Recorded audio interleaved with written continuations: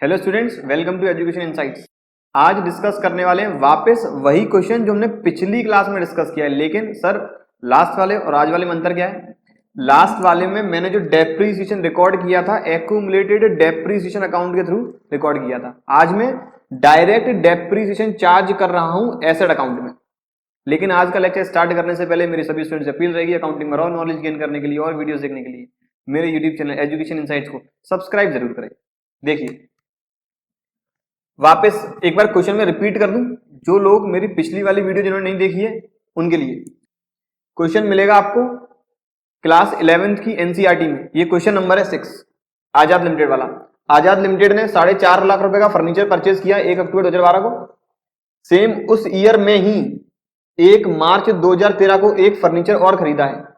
कैसे पता लगा? क्योंकि साल बंद होते हैं 31 मार्च को। अकाउंटिंग ईयर फॉलो कर रही है एंटिटी। डेप्रीसिएशन की रेट 15% है, मेथड WDV है। तो इस वाले पे मैंने पहले लगाया फर्स्ट ईयर में 6 महीने का डेप्रीसिएशन, इस पर लगाया 1 महीने का डेप्रीसिएशन, दोनों का अमाउंट आ चुका। फिर नेक्स्ट ईयर में कोई भी ट्रांजैक्शन नहीं है तो साल के आखिर में मुझे वापस डेप्रीसिएशन लगाना है। डेप्रीसिएशन का अमाउंट कैलकुलेट कैसे करूंगा? जिस रेट पे परचेज किए उसमें से माइनस कर लेंगे लास्ट ईयर तक का डेप्रीसिएशन, तो वैल्यू और उसमें मल्टीप्लाई कर लेंगे 15% का। ये आ गया ए वाले पार्ट पे और ये आ गया बी वाले पार्ट पे डेप्रीसिएशन। इसके बाद 1 जुलाई 2014 को हमने जो पहला फर्नीचर 4.5 लाख में खरीदा था वो आज बेच दिया है 2,25,000 में। तो उस वाले फर्नीचर में मुझे 31 मार्च 14 से 1 जुलाई मतलब 3 महीने का डेप्रीसिएशन और लगाना पड़ेगा। वो मैंने कैलकुलेट कर लिया है 13,268। इसकी बुक वैल्यू आ रही है डेप्रीसिएशन माइनस करने के बाद 3,40,544। बेचा है 2,25 में, लॉस हो चुका है 1,15 का। इसके बाद साल के आखिर में बी वाले पार्ट में मुझे डेप्रीसिएशन और लगाना है, वो निकाल दिया मैंने 37,772 का। अब मुझे अकाउंटिंग करनी है वापस। सबसे पहले 2012 1 अक्टूबर को फर्नीचर खरीदने के लिए furniture account debit to bank part A 4.5 lakh रुपए। इसी साल में 1 मार्च को 2013 वापस to bank part B 3 lakh रुपए। डेप्रीसिएशन में डायरेक्ट चार्ज कर रहा हूं फर्नीचर अकाउंट में ही, तो बाई डेप्रीसिएशन पार्ट ए का और पार्ट बी का डेप्रीसिएशन। पार्ट ए का डेप्रीसिएशन है 33,750 और पार्ट बी का डेप्रीसिएशन है 3,750। Total depreciation 37,500। कैलकुलेट कैसे किया? 4.5 लाख का 15% मल्टीप्लाई बाई 6/12 या फिर 15% पूरे साल का है तो 6 महीने का होगा 7.5%। तो डेप्रीसिएशन माइनस करने के बाद जो वैल्यू आ रही है बाई बैलेंस कैरेट डाउन। मैं दोनों फर्नीचर का बैलेंस अलग अलग नोट कर रहा हूं। रीजन क्या है? जब मैं फर्नीचर बेचूंगा तो इजीली कंपेयर कर सकूं मैंने किस फर्नीचर को बेचा है, कितना घाटा या कितना फायदा हुआ है। पहला फर्नीचर 4.5 लाख रुपया खरीदा था, डेप्रीसिएशन लग चुका है 33,750 का, तो वैल्यू रह गई है 4,16,250। दूसरा फर्नीचर 3 लाख में खरीदा था, डेप्रीसिएशन लग चुका 3,750 का, वैल्यू रह गई है 2,96,250। टोटल क्लोजिंग वैल्यू आ रही है 7,12,500।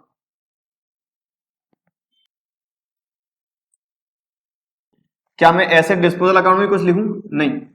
एसेट डिस्पोजल अकाउंट या फर्नीचर डिस्पोजल अकाउंट में पोस्टिंग तब की जाती है जिस साल हम फर्नीचर या फिर एसेट बेचेंगे।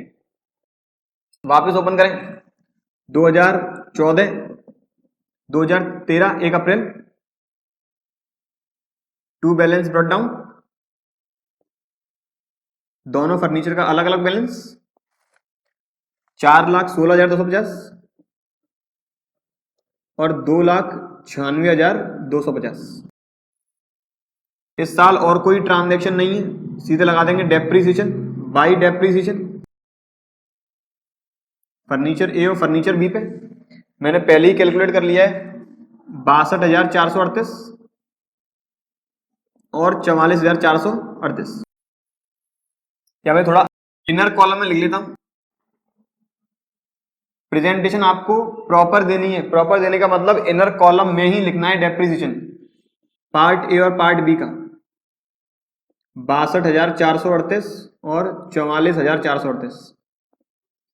टोटल डेप्रीसिएशन 62,438 प्लस 44,438 ये आ रहा है 1,06,876।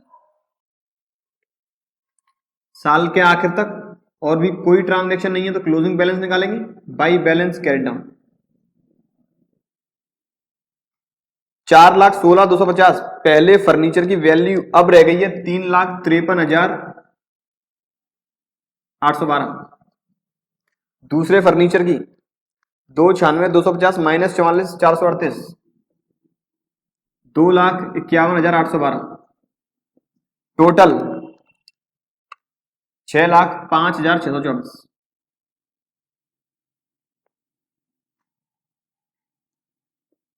इसके बाद वापस फर्नीचर अकाउंट ओपन करेंगे 2014 1 अप्रैल को। To balance brought down part A और पार्ट बी।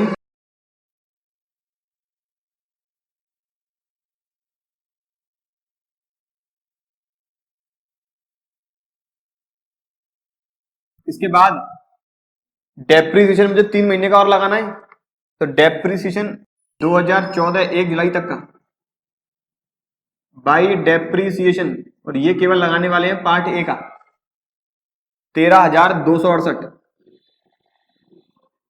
13,268। अब मुझे फर्नीचर बेचने वाला ट्रांजैक्शन रिकॉर्ड करना है फर्नीचर डिस्पोजल अकाउंट के थ्रू।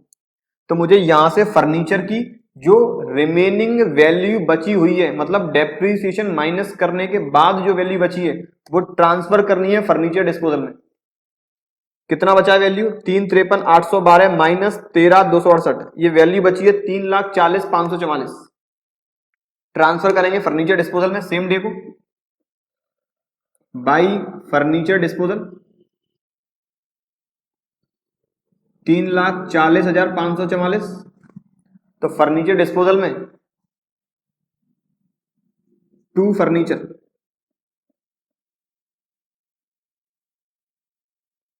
3,40,544 बेचा 2,25 में। अब बेचने की एंट्री फर्नीचर डिस्पोजल अकाउंट के थ्रू रिकॉर्ड करनी है